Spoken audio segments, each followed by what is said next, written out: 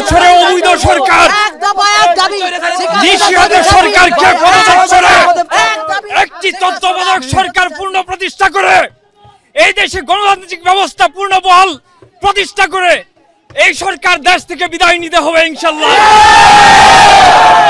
এতে সকল ছাত্ররা একাত্মতা ঘোষণা করবে।